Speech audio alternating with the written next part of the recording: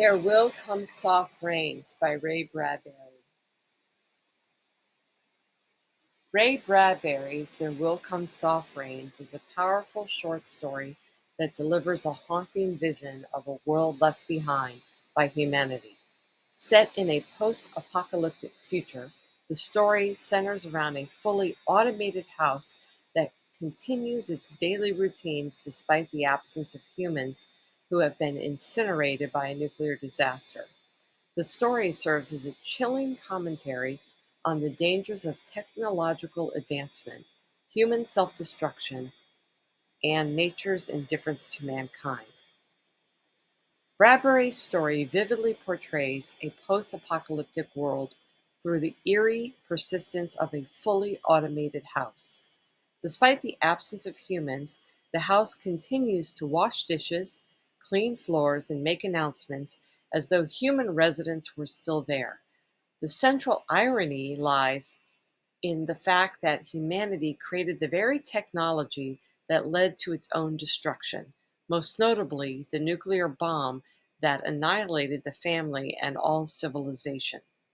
Eventually, a fire consumes the home entirely while the robots try to protect the inhabitants that are no longer alive. The home crumbles to the ground with only a wall remaining.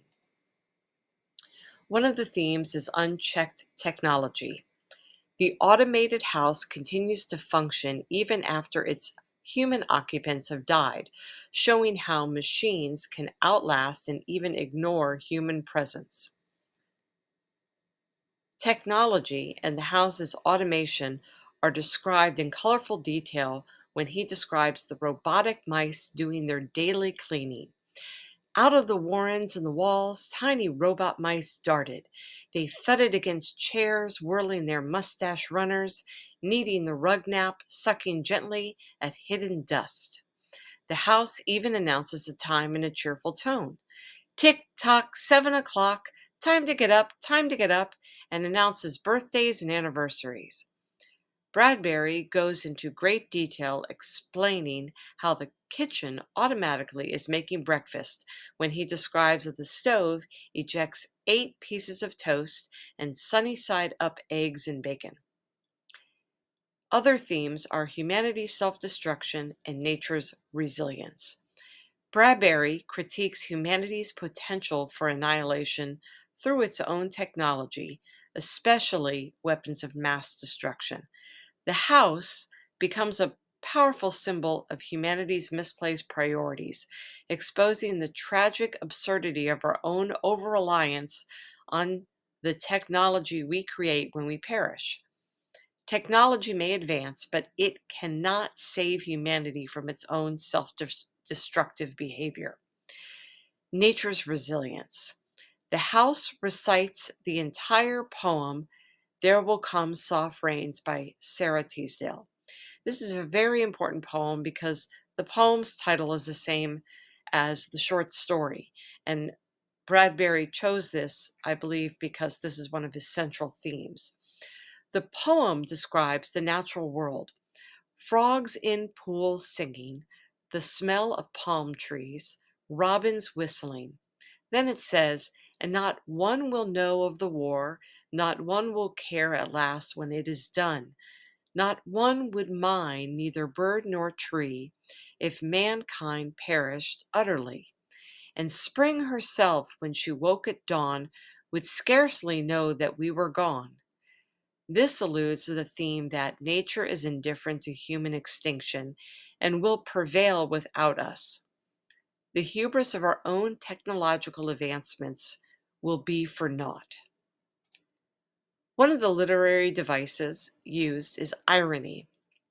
And irony is used to show that the technology created by humans continues its daily routines, cooking, cleaning, and announcing the time, even though its owners have been destroyed by a nuclear blast. The clock announces 8-1, tick-tock, 8-1, off to school, off to work, run, run, 8-1. This is juxtaposed by Bradbury describing how the man and woman and boy are burned into the wooden wall of the home from the bomb. He says, Still farther over there, their images are burned on wood in one titanic instant. He describes a boy throwing a ball to a girl and their images burnt into the wood from the nuclear event in a moment of joy.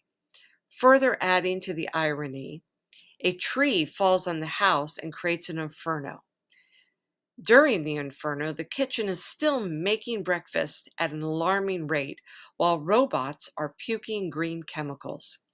Even at the end of the story, when the fire engulfs the house, the robotic mice are clearing the ash on the floor and spraying water on the fire to no avail since the owners are deceased. Another literary device is imagery. Bradbury uses imagery superbly to paint a vivid picture of the post-apocalyptic setting in this example. The house stood alone in a city of rubble and ash. This was the one house standing. At night, the ruined city gave off a radioactive glow, which could be seen for miles. This use of imagery in these two sentences lets the reader know a nuclear disaster took place and the city is in rubble. The image is a warning that technology left unchecked can lead to our own destruction. This leads me to another unforgettable image that is the silhouette of the family burned into the wall and frozen in time. I mentioned this on the other slide, but the imagery is very powerful. This is another stark reminder of the family and the boy and the girl that were once there and the disaster that befell them. When describing the house as a character, he personifies the home with human attributes with his use of imagery. The house begins to act paranoid. The house asks the foxes outside, "What's the password?" And getting no answers from lonely foxes and whining cats, it had shut up its windows and drawn shades in an old maidenly preoccupation with self-protection, which bordered on mechanical paranoia. It quivered at each sound the house did. If a sparrow brushed a window, the shade snapped up. And finally, as the fire burns the house to the ground, he says, "Dawn shone faintly to the east. Among the ruins, one wall stood alone." He ends with the wall still reciting the time. Today is August 5th, 2026. August 5th, 2026. Today is,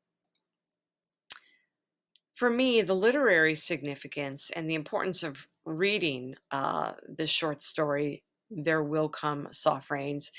It's just that it's extremely relevant today, especially with the advancement of technology, AI, and robotics. As with most science fiction, it is more than a tale of a house operating on autopilot or robotic mice cleaning and automated kitchens making breakfast. It is a profound meditation on the limits and advances of technology, the consequences of human hubris and greed, and the enduring power of nature.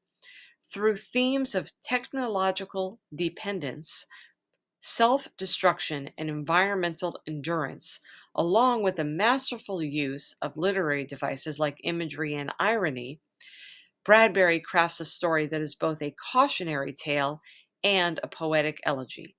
His vision serves as a warning that unless we use our technological advancements wisely and responsibly, we may one day leave behind nothing but machines that echo our routines long after we are gone. Also, Ray Bradbury's short story is just 5 pages of brilliant writing.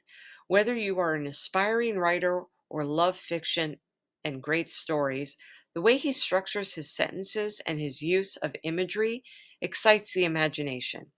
It's a science fiction story written 70 years ago and is relevant today with the rise of AI and robotics. His story has universal themes wrapped with imaginative and detailed prose that paints the story so vividly the reader visualizes the movie while reading.